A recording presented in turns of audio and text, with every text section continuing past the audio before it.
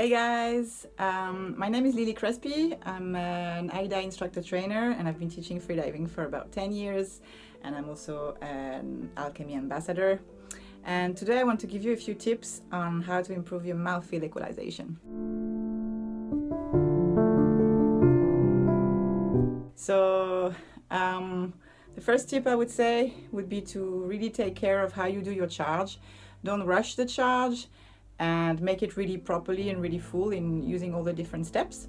So first of all, you're gonna pinch the nose or have the nose clip on.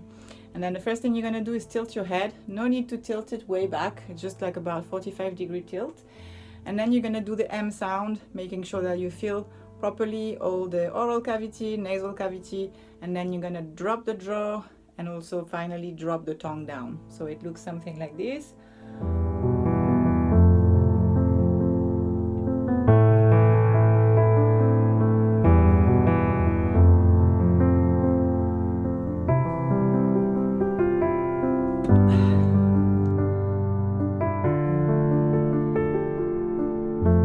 When you finish your charge, take a second to consciously check that you've relaxed your belly again, because during your charge you create tension, you contract your abdominal muscles to push the air in the mouth, and after the end of the charge, once you close your glottis, you have to check that you relax completely your belly again.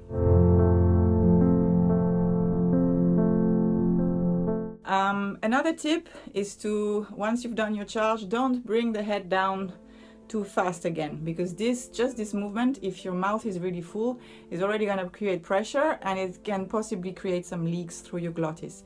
So wait a little bit, and basically just the first few meters after you're finishing your charge, the pressure in the mouth to keep your eustachian tubes open will be just maintained by doing this movement of bringing the head back into neutral position. So don't bring the head back too quickly and too soon.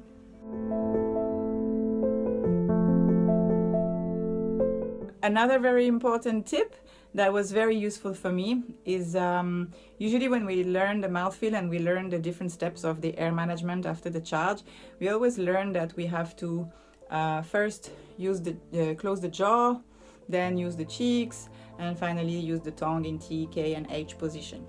And if you're like me, my tongue, the back of my tongue is naturally in the up position.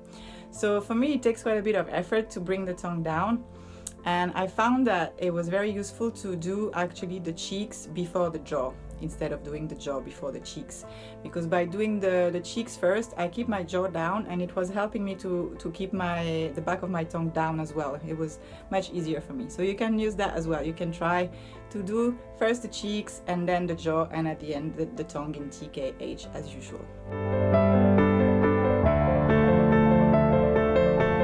One more tip was to push the air to the front of the mouth. So this is to prevent the pressure pushing against the glottis and maybe causing some leaks or even swallowing completely the mouthfill. Try to push the air to the front of the oral cavity as if you wanted to push it against, like under the upper lip or under your eyes. So it looks something like this.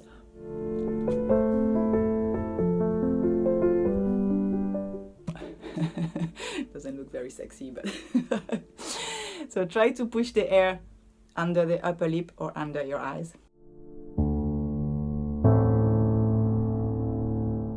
Another tip, which is more for the end of the mouthfill, when you have very, very little air left and you want to squeeze the last remaining bits of air to gain a few more meters of equalization, is to do this kind of like old lady smile, like a kind of pout, which looks like this. So it's going to squeeze the last remaining bits of air that you have in your mouth, and you can gain a few more meters. And finally, the last tip I would give you, which has been quite useful for many of my students, is to forget about the mouthfill. Once you've done the exercises dry and in shallow water, and you can do all the exercise properly with the balloon, with the auto vent and all this, it means that you know what to do. Your body has like memorized the steps and like you have the awareness of what you're supposed to do. So then during your dive, just trust your body that it knows what to do and just forget about it. Just think about something else, think about relaxation, think about enjoying the sensations of the dive, and just trust that your equalization is gonna just repeat whatever you've been practicing hundreds of times on dry land. I hope this was useful. Enjoy your dives, take care.